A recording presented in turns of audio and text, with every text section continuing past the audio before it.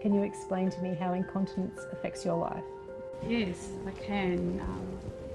I like to go bushwalking and hiking, and I do plein air painting, and all those things take me out for the day. And I can't, always find a bathroom, a toilet when I want to, and it's difficult. So, and that's my lifestyle, out and about. Even in the city, I'm out and about wandering and that, and seeing places, and you can't always find the toilets and that you want. So, yeah, it has a big effect on me. Even though if I'm in the bush, bushwalking up in the dandelions, I can't.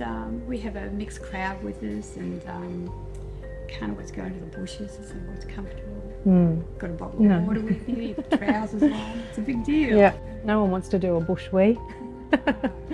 So it requires a lot of planning generally on your part. It does. Yep. And even planning, it can be very uncomfortable, very demanding.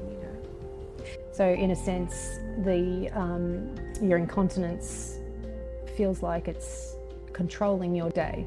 Oh, absolutely. Yep. It has to be factored into my day. So can you explain to me a little bit how Coo-Wee has improved the situation for you? Coo-Wee's been fantastic. When I started Coo-Wee, I didn't know how it was going to work, and I had to get used to using it. Yep.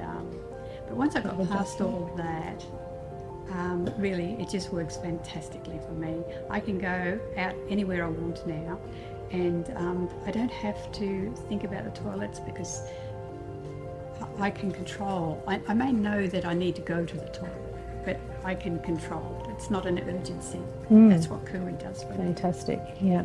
That's great. So I don't use Coo-Wee every single day. I'm selective when I need to use it. Yep. I'm out all, most of the day. But it's so good to have it there and have it to use when you need to use it. Yeah, that's great. Yeah, and I think that's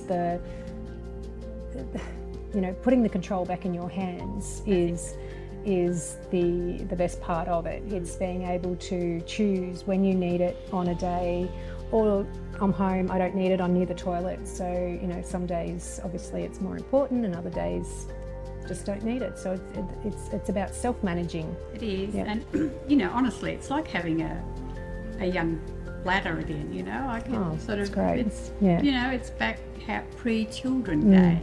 And, it's fantastic. I did a little test the other day. I knew I was going to be talking about it, and today, and I did this little test where I was going to the shops to do some shopping, and I'd always go to the toilet if I was going to the shops, walk up there, and I thought, I'll just use Coo-Wee and see what that does. I had a little bit of urge, but not demanding. Yeah. I thought, I'll use Coo-Wee and see if it stops the urgency.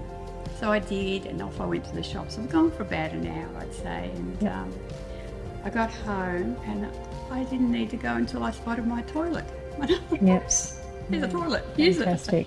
And the thing is, I had forgotten about it, and I'd forgotten I was even using the Coo-Wee. Right. Well, that's it was so it was not even works fantastically, but it's so comfortable. cool. Yeah. And it's nice to not have to think about your bladder.